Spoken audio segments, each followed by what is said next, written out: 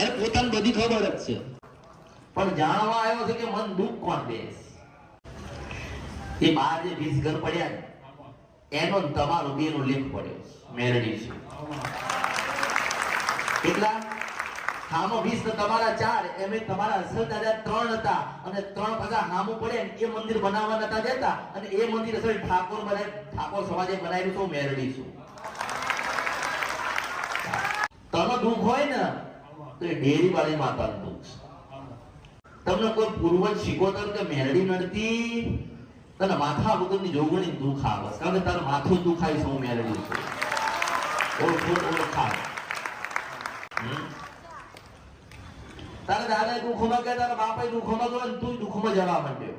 તાર લખવું હોય તું લખી લે. આ તું જો મારો બોલેલું કોઈ દાડો મિથ્યા નહીં થાય. વિશ્વનું સફરા નદી ગંગરપી મશાણી મેલડી છો. સુપ્રીમ પાવર છો માં ચક્રવર્તી સમ્રાટ છો માં. આજે બધું બનશે પણ મારું ચાલુ છે.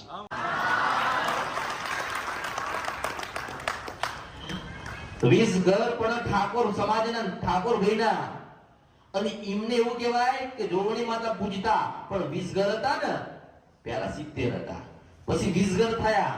એ 20 ઘર થયા એટલે કે આપણી માતા છે તો હિયારી બેહાડીએ પૂજીએ. એમાં તમારા અસલ જે 3 ભાઈ હતા ને એને વિરોધ કર્યો. 20 ઘર તમારા છે તો પણ અમે માતાજીનું કરવા દઈએ એટલે કે દેરી અમે બનાવવા દઈએ નહીં. એટલે પછી એવું કીધું કે હારું અમે તો સમય આવે માતા અમને કહે છે એટલે અમે બનાવીશું કે પણ તું જાણ તાર જોગણી જાણ. એમાં તારા બાપા હતા ને રીબાઈન માં હું મેલડી છો. હું કોઈના મૂકવું નહીં. શીનું છપરા નથી ગંદપિયા મશાણી મેલડી છો. મારો બોલેલું કોઈ દાડો મિથ્યા નહીં થાય. હું મેલડી છો. બે પગ તાર્યા, બે પગ તાર્યા. ભગવાને લૂલો કરી નાખ્યો. આટલા પડ્યો મોત માંગે તો મળે નહીં, કારણ કે માથા વગરની જોગણી છે ને કોઈને મૂકે નહીં. હું મેલડી છું. અને એ કદાચ મૂકી દે તો હું મેરડી મુક્તિ, અને કદાચ તમે મરી જાવ તો મુક્તિ એ મળતી નથી મારી પાસે. હું મેરડી છું. એ તન શું કીધું કે એવા 4 ઘર અને એક ડેરી વાળી માતા તને દુઃખ હાલે, કારણ કે જોગણી છે માથું નથી, તારું માથું દુખાય છે. તારા મગજમાં ઝટકા જ આવે છે. મગજમાં કોઈ ખીલા ઠોકતું હોય જો આ કહું કે જેનું વધારે મગજ દુખતું હોય એના ઘરમાં જોગણી માતાનું દુઃખ. કાં તો કઈ ગુનામાં આવ્યા છો, કાં તો કઈ ભૂલ કરી છે, કાં તો બોલી બીજું બોલ્યા છો, કાં તો એને માનતા બાધા રાખી હશે ભૂલી ગયા છો એટલે પાછી નડે. તું જે જગ્યાએ જાય કે જે જગ્યાએ જોવડાવતો હોય ત્યારે એક જ વાત આવે છે કે આ મકાન માતા સતત દુઃખ હાલે છે એવું કે.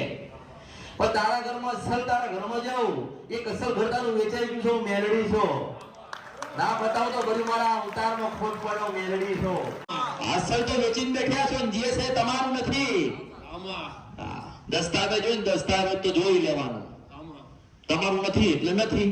અમને પેલી ડેરી વાળી દુઃખ આવે છે, કારણ કે માતા એનું ઊભી થઈ મને એને કીધું કે મેં પકડ્યો છે અને હાથ વરથી ઉડી બાવું છો. હાથ વરથી દવાખાનું કરે છે, મટતું નથી. પણ મનાઈ ના મોકલું જોગણી તો બધી મારા અવતારનો ખોટ બનાવ. એ જે ઘર છે ને ઘર અસલમાં જે ઘર છે ને એમાં 3 ઘર આવે ને એટલે તો રૂપિયા વાપરીને બેઠ્યો છે. આ તો માતા કેવી ખબર છે કે આત્મહત્યા કરી લે એવું કે.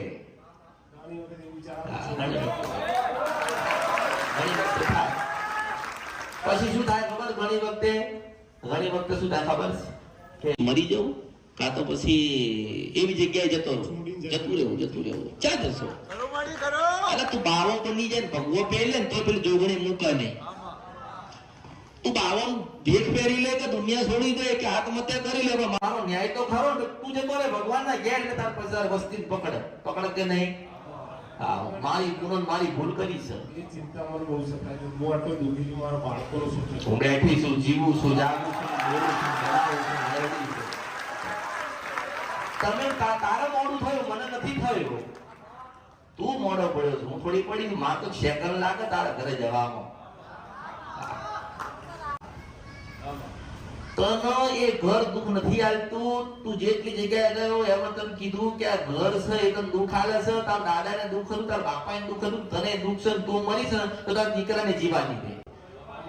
લોકો આવું કહે છે પણ હું એવું કહું છું કે ના આવડતું હોય તો તમારું શાસ્ત્ર, તમારી ગાદી, તમારો ભગવાન, તમારી માતાને ભગવાનના ઘેર જતા રહો. ના આવડતું હોય તો મને બતાવતા. પેલા જ્યોતિષોમાં પોપટ એ જોવાય છે, પણ પોપટ એવું કહે નહીં કે ઓલી જોગણી નડે છે, એ અમૃતની મેલડી પાસે આવવું પડે. અને મળતા તો કોઈ ગાડીપતિ હોય, મોટો સંપ્રદાય વાળો હોય અને બહુ મોટું કદાચ નામ હોય ને તો એક વખત તો ભગવાનના ઘેર જતા મારી મેલડીના દર્શન કરવા આવવું પડે, તારે મુક્તિ મળે. અને એની હામું 3 ફૂટનો ખાડો ખોદ્યો તો હું મેલડી છો, પણ ત્યાં નતું ખોદવાનું. હું માતા બધાય ત્યાં પહોંચે ના નીકળે તો ભલે મારા અવતારમાં ખોટ પડો. મેલડી છો, મહારાજ મેલડી છો, મહારાજ મહારાજ મેલડી છો, મહારાજ મારા દેવી આવી નથી ને આવશે ને અપાય નહીં દઉં. ધનમાળા અવતાર આ તો કેવું ખબર છે? જેને જે બતાવું તમે કરો છો, દુઃખમાંથી બહાર નીકળવા. પણ અસલ તને માતા જ નહીં મળી તો દુઃખ કેવી રીતે તારું મટા?